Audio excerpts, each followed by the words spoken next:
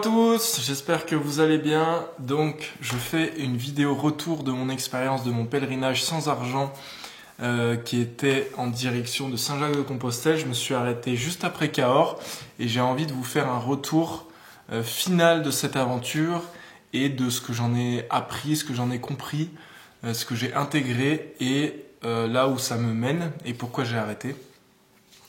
Donc, comme dans la dernière vidéo, j'avais un peu expliqué le fait que l'autre était vraiment une extension de moi, où j'avais rencontré des personnes incroyables qui étaient toujours au bon moment, là où je devais les rencontrer, où le destin était vraiment incroyable, où j'avais pas besoin de chercher, mais la vie me donnait ce que j'avais besoin au bon moment.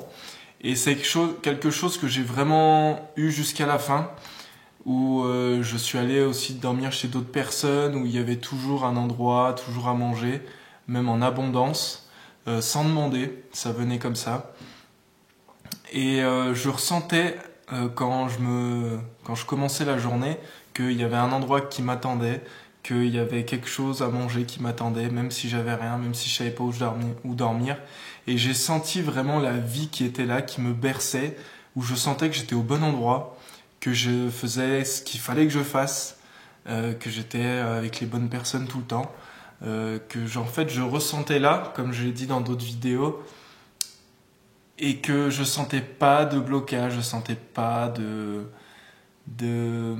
choses qui pouvaient peut-être me bloquer ou de blocage, ou s'il y en avait, je les dépassais. Et c'était vraiment une expérience incroyable où je me suis rendu compte que j'étais vraiment pas tout seul et que tout seul on faisait rien aussi, et que partager des choses avec l'autre c'est magnifique, que le don, c'est vrai que là depuis que je suis rentré, ou même quand je suis allé à Cahors, j'avais peut-être 15 euros je crois, et au final j'ai tout donné à des mendiants, et parce qu'en fait j'étais persuadé que même si j'avais rien, et ben la vie allait me donner. Et c'est quelque chose de tellement puissant, de tellement fort que en fait t'as envie de donner toi aussi, t'as envie, même si t'as un petit bout de pain, t'as envie de le partager. On m'avait donné une boîte de pâté et je l'ai partagé. Enfin, c'est tellement beau de partager, de donner aussi. Et quand t'as foi en la vie, quand tu sais que même si tu donnes tout ton pain, tout ton argent, tu sais que en écoutant, en s'écoutant, que tu vas aller là où il faut que tu ailles, et la vie elle va pas te lâcher, elle va pas te laisser mourir, et qu'elle va te donner ce qu'il faut parce que tu es sur ton destin, tu es sur ton chemin, et que tu fais ce que tu dois faire, et que comme tu fais ce que tu dois faire, comme tu n'as pas de blocage, comme tu es sur l'énergie de la vie, et ben en fait elle te donne tout, elle te donne tout ce qu'il faut, et sans avoir trop besoin, sans avoir pas assez, tu as ce que tu dois avoir. Et c'est magique, c'est quelque chose de magique, où je tends vraiment à ressentir ça dans ma vie de tous les jours, parce que sur le chemin on est quand même dans une bulle, on est, même moi dans l'approche que j'ai eue du pèlerinage, mais même tout le monde est dans une bulle, et je tends vraiment à avoir cette sensation de vie, de ressentir la vie te bercer, et t'envoyer, te laisser aller dans ma vie de tous les jours. Donc voilà, là je suis rentré depuis 3 jours, je suis chez mes grands-parents, je vais bientôt repartir. Donc qu'est-ce qu'il y a, qu'est-ce que c'est que la suite maintenant? Là en fait, pour commencer, pourquoi j'ai arrêté? Alors je fais pas mal sur Instagram, si vous m'avez pas, mais c'est Max Profit aussi, où j'ai expliqué ça dans une vidéo. Mais j'ai arrêté parce qu'en fait j'avais trouvé ce que je cherchais, j'avais trouvé l'autre, j'avais trouvé moi aussi mon déblocage à l'autre, reprendre confiance en l'autre, en la vie.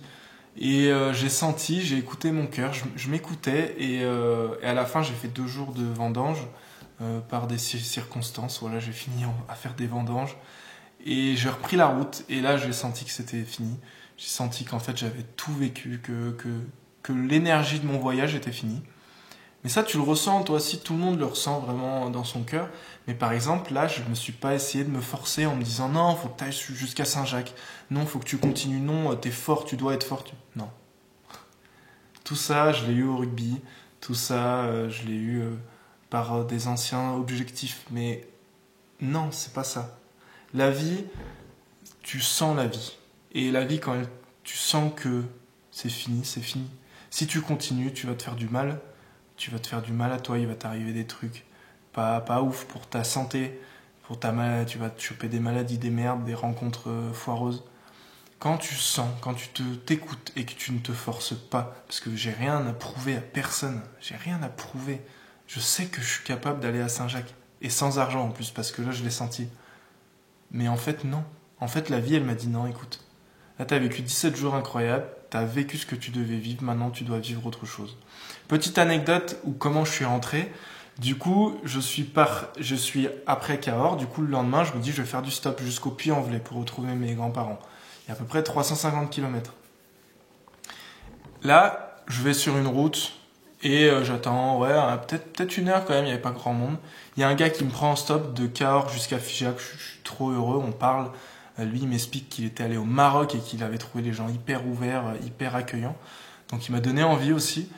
Et je retourne dans un petit café où on avait bu le chocolat, où j'avais payé le chocolat à 2 pèlerines, de l'argent qu'on m'avait donné et qu'on m'avait dit tu boiras un coup à notre part. Donc bah, j'ai payé un coup aux pèlerines et tout, c'était trop bien. Je suis retourné là, et là je rencontre, il y a une fille sur une table, et puis il n'y en avait plus de prix, donc je me dis est-ce que je peux m'asseoir avec toi?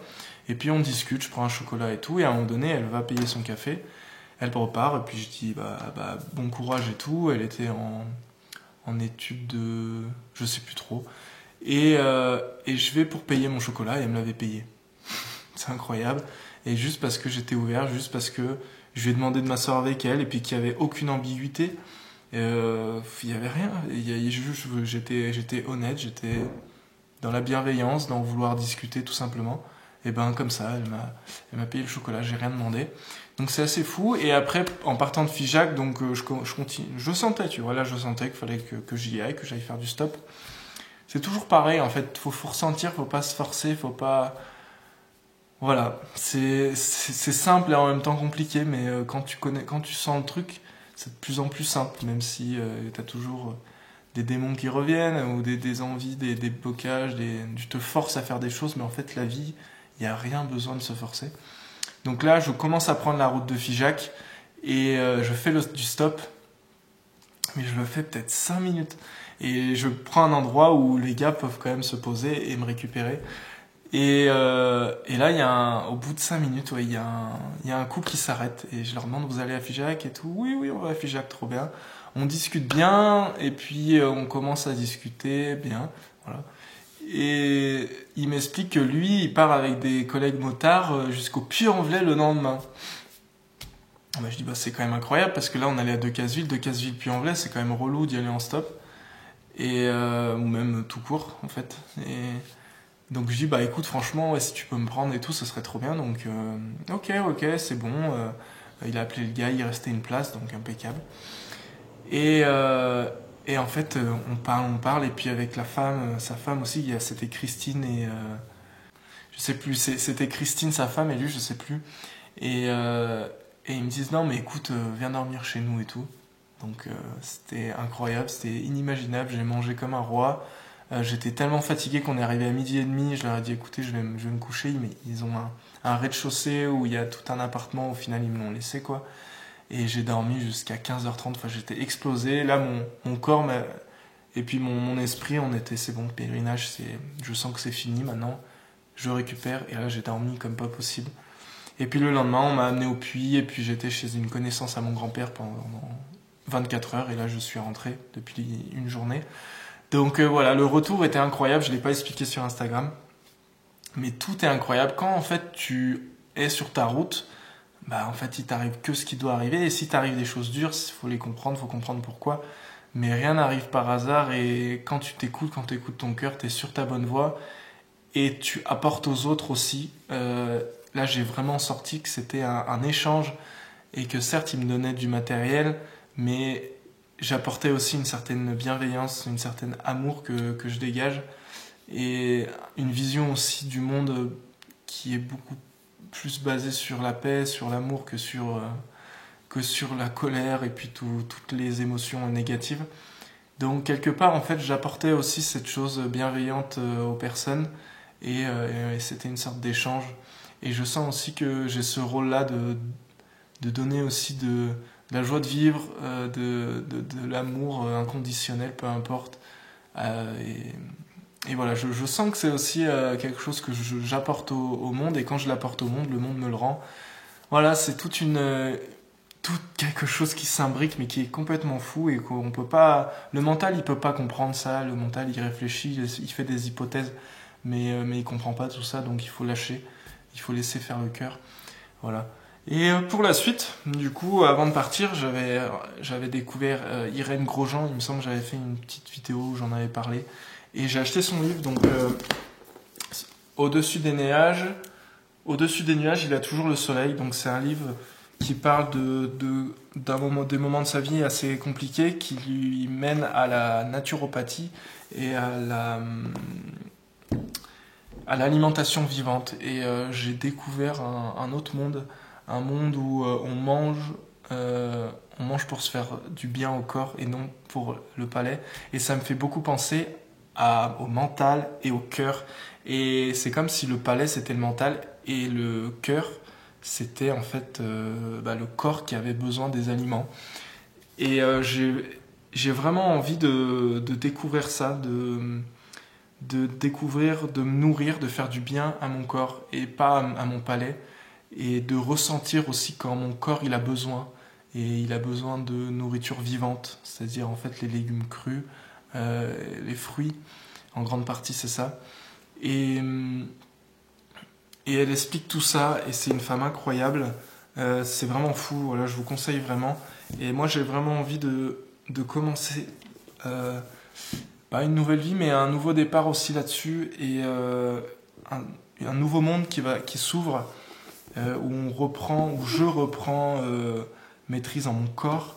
Et le corps, en fait, influe énormément sur le mental, sur nos émotions. Et quand on s'empoisonne, elle dit ça, on s'empoisonne avec la viande, avec le lait de vache, par exemple, avec plein de... En fait, tout ce qui est commun dans notre société, on s'empoisonne. Et quand on s'empoisonne le corps, on s'empoisonne l'esprit et le mental. Et, c'est tout un monde qui tourne à l'envers. C'est un monde qui tourne à l'envers. Et elle veut... Et elle est décédée il y a moins de 6 mois. Et elle disait que quand on mange dans le bon sens, quand on prend la vie dans le bon sens, et ben on est heureux en fait, et la vie est un paradis et non un enfer. Et quand on prend dans le mauvais sens, ben c'est un enfer. Et comme dit les religions, elle disait c'est le diable en fait. Donc voilà, c'est un peu sur quoi je vais tendre les prochains mois. Elle parle aussi de la radiesthésie, où je suis vraiment très intéressé par ça, où j'ai fait un peu de pendule. Oui, non, et en fait tu captes l'énergie de l'univers en fait, et ça marche terriblement bien. Et elle explique aussi qu'elle a eu recours à ça aussi à certains moments compliqués de sa vie où elle savait pas, et on va dire il y a une sorte d'énergie, le destin, comment elle parle, elle dit de l'énergie de l'univers, oui, un truc comme ça. Non, la connaissance universelle de l'univers. En fait, il sait tout sur nous, sur tout, et on peut se connecter à ça quand nos fréquences sont hautes, et pour commencer notre corps doit être sain, ou en tout cas doit être nourri le plus naturellement possible avec des choses vivantes, puisqu'on est vivant et on n'est pas mort. Et quand on mange avec des choses cuites, avec des cadavres, parce que de la viande au final c'est un cadavre, on a des fréquences qui sont vraiment basses, et on se connecte à toute la souffrance de l'humain, à toutes les émotions très basses et qui nous font souffrir. Donc voilà, ça ce sera un peu pour mes prochains mois, et je ne sais pas encore trop, je vais laisser la vie mener, et je vous conseille de faire pareil, de laisser la vie voir.